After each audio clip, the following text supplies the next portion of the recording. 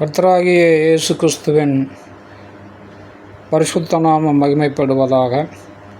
இன்றைக்கான வேத பகுதி யோசுவாவின் புஸ்தகம்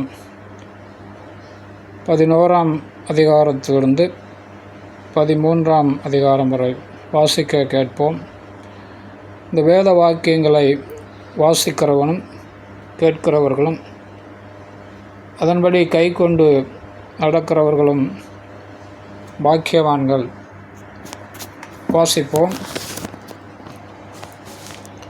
ஆத்சோரின் ராஜாவாகிய யாபீன் அதை கேள்விப்பட்டபோது அவன் மாதோனின் ராஜாவாகிய யோபாபிடத்திற்கும் சிம்ரோனின் ராஜாவிடத்திற்கும் அக்சாபின் ராஜாவிடத்திற்கும் வடக்கே இருக்கிற மலைகளிலும் கின்னரோத்துக்கு தெற்கே இருக்கிற நாட்டுப்புறத்திலும் சமபூமியிலும் மேற்கு எல்லையாகிய தோரிலும் இருக்கிற ராஜாக்களிடத்திற்கும் கிழக்கேயும் மேற்கேயும் இருக்கிற கானானியரிடத்திற்கும் மலைகளில் இருக்கிற எமோரியர், ஏத்தியர், பெருசியர், எபூசியரிடத்திற்கும் எர்மோன் மலையின் அடியில் மிஸ்பா சீமையில் இருக்கிற ஏவியரிடத்திற்கும் ஆள் அனுப்பினான். அவர்கள் கடற்கரை மணலைப் போல் ஏராளமான திரண்ட ஜனமாகிய தங்களுடைய எல்லா சேனைகளோடும் மகா ஏராளமான குதிரைகளோடும் ரதங்களோடும் கூட புறப்பட்டார்கள். இந்த ராஜாக்கள் எல்லாரும் கூடி இஸ்ரவேலோட யுத்தம் பண்ண வந்து நெரோம் என்கிற ஏரி அன்றையில் ஏகமாய் பாளையம் இறங்கினார்கள். அப்பொழுது கர்த்தர் யோசுவாவை நோக்கி, அவர்களுக்கு பயப்படாயாக, நாளை இந்நேரத்தில் நான் அவர்களை எல்லாம் இஸ்ரவேலுக்கு முன்பாக வெட்டுண்டவர்களாக ஒப்புக் கொடுப்பேன். நீ அவர்கள் குதிரைகளின் குதிகால் நரம்புகளை அறுத்து அவர்கள் ரதங்களை அக்கினியால் சுட்டரிக்க கடவாய் என்றார். யோசுவாவும் அவனோட கூட யுத்த ஜனங்கள் அனைவரும் திடீரென்று மெரோம் ஏரி அன்றில் இருக்கிற அவர்களிடத்தில் வந்து அவர்கள் மேல் விழுந்தார்கள். கர்த்தர் அவர்களை இஸ்ரவேலின் கையில் ஒப்புக் கொடுத்தார். அவர்களை முறியடித்து பெரிய சீதோன் மட்டும் மிஸ்ரபோத்மாய் மட்டும் கிழக்கே இருக்கிற மிஸ்பே பள்ளத்தாக்கு மட்டும் துரத்தி அவர்கள் ஒருவரும் மீதியாயிராதபடி அவர்களை வெட்டி போட்டார்கள். யோசுவா கர்த்தர் தனக்கு சொன்னபடி அவர்களுக்கு செய்து அவர்கள் குதிரைகளின் குதிகால் நரம்புகளை அறுத்து அவர்கள் ரதங்களை அக்கினியால் சுட்டரித்தான். அக்காலத்தில் யோசுவா திரும்பி ஆத்சோரை பிடித்து அதன் ராஜாவை பட்டயத்தினால் வெட்டி போட்டான். ஆத்சோர் முன்னே அந்த ராஜ்யங்களுக்கெல்லாம் தலைமையான பட்டணமாக இருந்தது. அதிலிருந்த நரஜீவன்களை எல்லாம் பட்டயக்கருக்கினால் வெட்டி சங்காரம் பண்ணினார்கள். சுவாசம் உள்ளது ஒன்றும் மீதியானதில்லை. ஆத்சோரையோ அக்னியினால் சுட்டரித்தான். அந்த ராஜாக்களுடைய எல்லா பட்டணங்களையும் அவைகளுடைய எல்லா ராஜாக்களையும் யோசுவா பிடித்து பட்டயக்கருக்கினால் வெட்டி கர்த்தருடைய தாசனாகிய மோசே கட்டளையிட்டபடி அவர்களை சங்காரம் பண்ணினான். ஆனாலும் தங்கள் அரணிப்போடு இருந்த பட்டணங்களை எல்லாம் இஸ்ரவேலர் சுட்டரித்து போடாமல் வைத்தார்கள். ஆசோரை மாத்திரம் யோசுவா சுட்டரித்து போட்டான். அந்த பட்டணங்களில் உள்ள மிருக ஜீவன்களையும் மற்ற கொள்ளை பொருள்களையும் இஸ்ரவேல் புத்திரர் தங்களுக்கென்று எடுத்துக்கொண்டார்கள். ஆனாலும் எல்லா மனுஷரையும் அழித்து தீரும் மட்டும் அவர்களை பட்டயக்கருக்கினால் வெட்டி போட்டார்கள். சுவாசமுள்ள ஒன்றையும் அவர்கள் மீதியாக வைக்கவில்லை.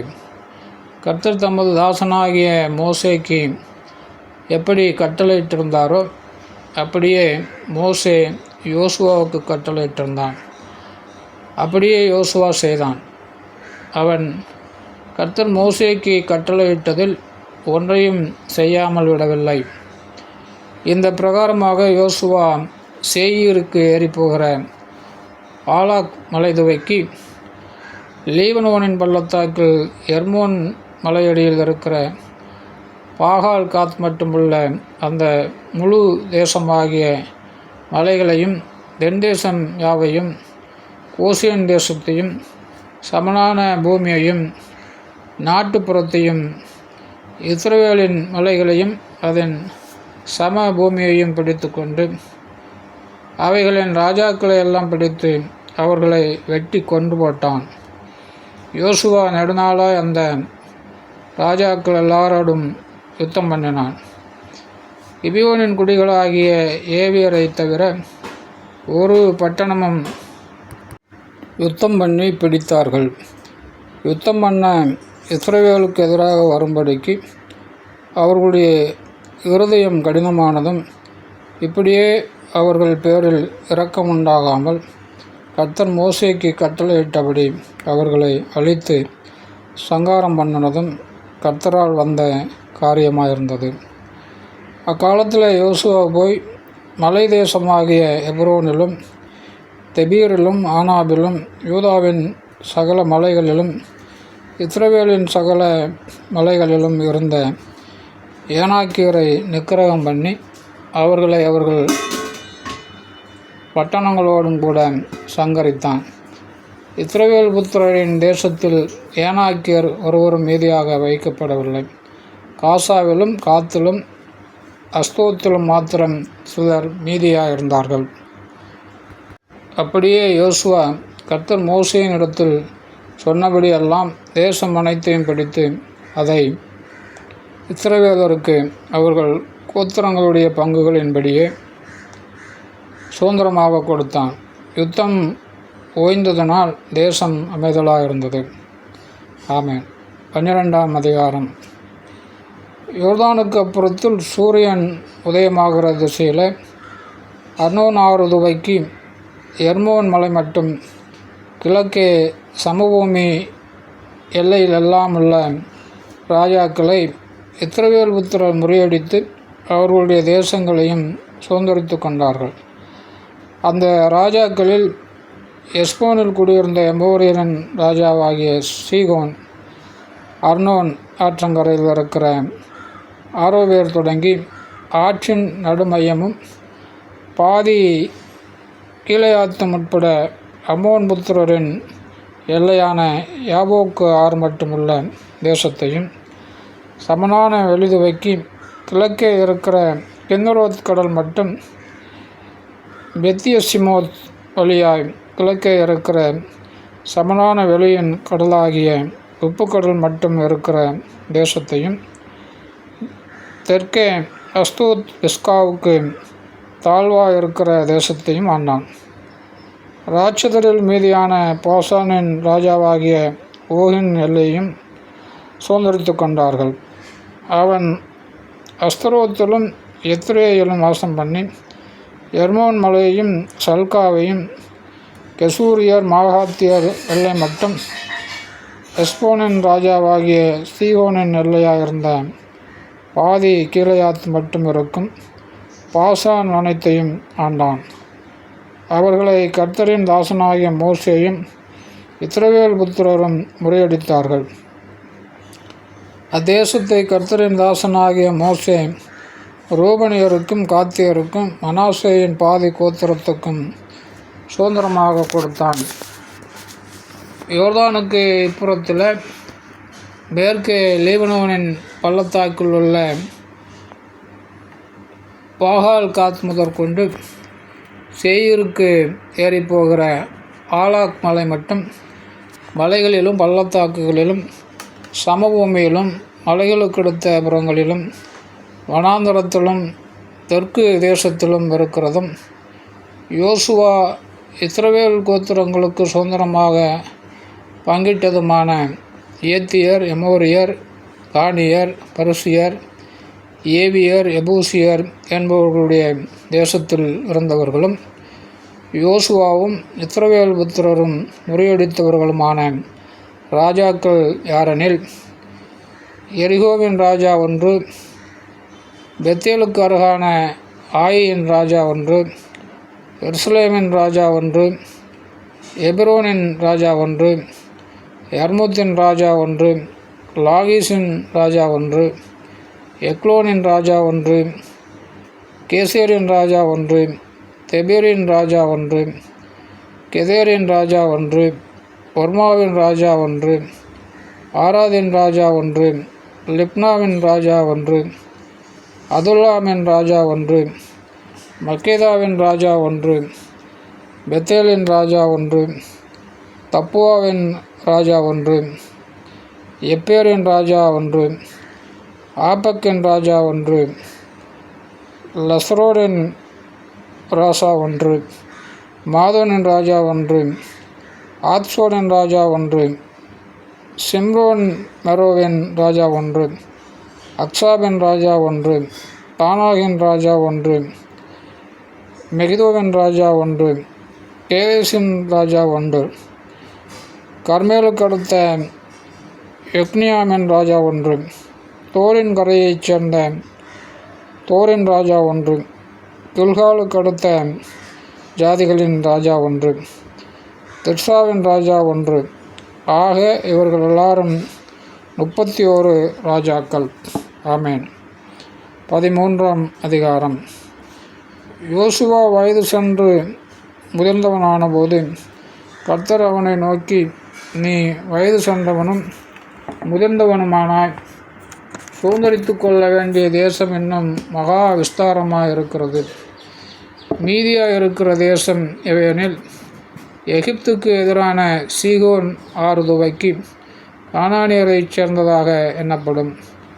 வடக்கே இருக்கிற எக்ரோனின் எல்லை மட்டுமல்ல, பெலிஸ்தரின் எல்லா எல்லைகளும், கெசூரின் முழுவதும், காசா, அஸ்தோத், அஸ்கலோன், காத், எக்ரோன் என்கிற பட்டணங்களில் இருக்கிற பெலிஸ்தருடைய 5 அதிபதிகளின் நாடும், ஆவியரின் நாடும், தெற்கே துவக்கி ஆப்பக் மட்டும் எமோரியரின் எல்லை வரைக்கும் இருக்கிற கானானியரின் சகல தேசமும், சீதோனியருக்கு அடுத்த மெயாரா நாடும், கிப்லியரின் நாடும், சூரியோதயபுரத்தில் எர்மோன் மலையடி வாரத்தில் இருக்கிற பாகால் காத் முதற்கொண்டு ஆமாத்துக்குள் பிரவேசிக்க மட்டுமுள்ள லீபனோன் முழுவதும், லீபனோன் துவக்கி மிஸ்ரபோத்மா மட்டும் மலைகளில் குடியிருக்கிற யாவருடைய நாடும், சீதோனியருடைய எல்லா நாடும் தானே.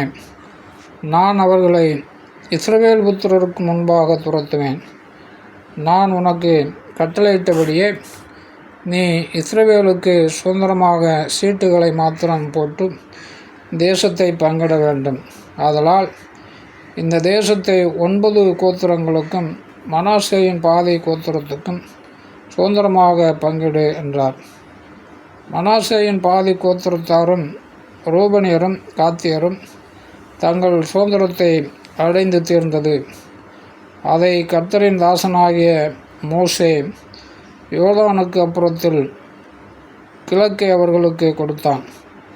அர்னோன் ஆற்றங்கரையில் இருக்கிற ஆரோவேரும் நதியின் மத்தியில் இருக்கிற பட்டணமும் துவக்கி தீபோன் மட்டும் இருக்கிற மெதபாவின் சமனான பூமியாவையும், எஸ்போனிலிருந்து அம்மோன் புத்திரரின் எல்லை மட்டும் ஆண்ட எமோரியன் ராஜாவாகிய சீகோனுக்குரிய சகல பட்டணங்களையும், கீலேயாத்தையும், கெசூரியர் மாகாத்தியருடைய எல்லையிலுள்ள நாட்டையும், எர்மோன் மலை முழுவதையும், அஸ்தரோத்திலும் எத்ரேயிலும் ஆண்டு மோசே முறியடித்து துரத்தின ராட்சதரில் மீதியாக இருந்த பாசானின் ராஜாவாகிய ஓகுக்கு சல்கா மட்டும் பிறந்த பாசான் முழுவதையும் அவர்களுக்கு கொடுத்தான். இஸ்ரவேல் புத்திரரோ கெசூரியரையும் மாகாத்தியரையும் துரத்திவிடவில்லை. கெசூரியரும் மாகாத்தியரும் இந்நாள் வரைக்கும் இஸ்ரவேலின் நடுவே குடியிருக்கிறார்கள். லேவியரின் கோத்திரத்துக்கு மாத்திரம் அவன் சுதந்திரம் கொடுக்கவில்லை. இஸ்ரவேலின் தேவனாகிய கர்த்தர் அவர்களுக்கு சொன்னபடியே அவருடைய தகன பலிகளே அவர்களுடைய சுதந்திரம். மோசே ரூபன் புத்திரரின் கோத்திரத்துக்கு அவர்களுடைய வம்சங்களுக்கு தக்கதாக சுதந்திரம் கொடுத்தான். அர்னோன் ஆற்றங்கரையில் இருக்கிற ஆரோவேரும் ஆற்றின் மத்தியில் இருக்கிற பட்டணம் தொடங்கி மெதபா வரைக்கும் உள்ள சமபூமி முழுவதும், சமபூமியில் இருக்கிற எஸ்போனும் அதன் எல்லா பட்டணங்களும் ஆகிய தீபோன், பாமோத் பாகால், பெத்பாகால், மேயோன், யாகசா, கெதமோத், மேபாகாத், கீரியாத்யாயிம், சிப்மா, பள்ளத்தாக்கின் மலைகளிலுள்ள செரேத் சகார், பெத்பேயோர், அஸ்தோத் பிஸ்கா, பெத்யசிமோத் முதலான சமபூமியில் உள்ள எல்லா பட்டணங்களும், எஸ்போனில் ஆண்டிருந்த சீகோன் என்னும் எமோரியருடைய ராஜ்யம் முழுவதும் அவர்கள் எல்லைக்குள்ளாயிற்று. அந்த சீகோனையும் தேசத்திலே குடியிருந்து சீகோனின் அதிபதியாயிருந்த ஏவி, ரெகேம், சூர், ஊர், ரேபா என்னும் மீதியானின் பிரபுக்களையும் மோசே வெட்டி போட்டான்.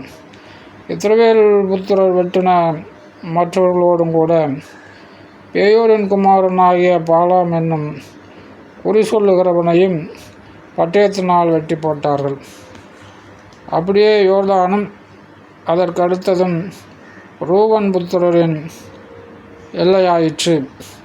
இந்த பட்டணங்களும் இவைகளின் கிராமங்களும் ரூபன் புத்திரருக்கு அவர்கள் வம்சங்களின்படி வந்த சுதந்திரம். காத் புத்திரரின் கோத்திரத்துக்கு மோசே அவர்கள் வம்சத்துக்கு தக்கதாக கொடுத்தது என்னவெனில், யாசேரும் கீலேயாத்தின் சகல பட்டணங்களும், ரபாவுக்கு எதிரே இருக்கிற அரவோர் மட்டுமுள்ள அம்மோன் புத்திரரின் பாதி தேசமும், எஸ்போன் துவக்கி ராமாத் மிஸ்பே மட்டும் பெத்தனீம் வரைக்கும் இருக்கிறதும், மகனாயும் துவக்கி தெபேரின் எல்லை மட்டும் இருக்கிறதும், எஸ்போனின் ராஜாவாகிய சீகோனுடைய ராஜ்யத்தின் மற்ற பங்காகிய பள்ளத்தாக்கில் இருக்கிற பெத்தாராமும், பெத் நிம்ராவும், சுக்கோத்தும், சாப்போனும் யோர்தான் மட்டும் இருக்கிறதும், கிழக்கே யோர்தானின் கரையோரமாய் கின்னரேத் கடலின் கடையாந்தரம் மட்டும் இருக்கிறதும் அவர்கள் எல்லைக்குள்ளாயிற்று. இந்த பட்டணங்களும் இவைகளின் கிராமங்களும் காத் புத்திரருக்கு அவர்களுடைய அம்சங்களின்படி வந்த சுதந்திரம். மனாசே புத்திரரின் பாதி கோத்திரத்துக்கும் மோசே அவர்கள் வம்சத்துக்கு தக்கதாக கொடுத்தான். மகனாயும் துவக்கி பாசானின் ராஜாவாகிய ஓகின் முழு ராஜ்யமாயிருக்கிற பாசான் முழுவதும், பாசானில் உள்ள யாவேரின் சகல ஊர்களுமான 60 பட்டணங்கள் அவர்கள் எல்லைக்குள்ளாயிற்று. பாதி கீலேயாத்தையும், பாசானிலே அஸ்தரோத், எத்ரேயி என்னும் ஓகு ராஜ்யத்தின் பட்டணங்களையும், மனாசேயின் குமாரனாகிய மாகீரின் புத்திரர் பாதி பேருக்கு அவர்களுடைய வம்சங்களின்படியே கொடுத்தான். மோசே கிழக்கே எரிகோவின் அருகே யோர்தானுக்கு அக்கறையில் இருக்கிற மோவாபின் சமனான வெளிகளில் சுதந்திரமாக கொடுத்தவைகள் இவைகளே. லேவி கோத்திரத்திற்கு மோசே சுதந்திரம் கொடுக்கவில்லை. இஸ்ரவேலின் தேவனாகிய கர்த்தர் அவர்களுக்கு சொல்லியிருக்கிறபடி அவரே அவர்களுடைய சுதந்திரம். ஆமென்.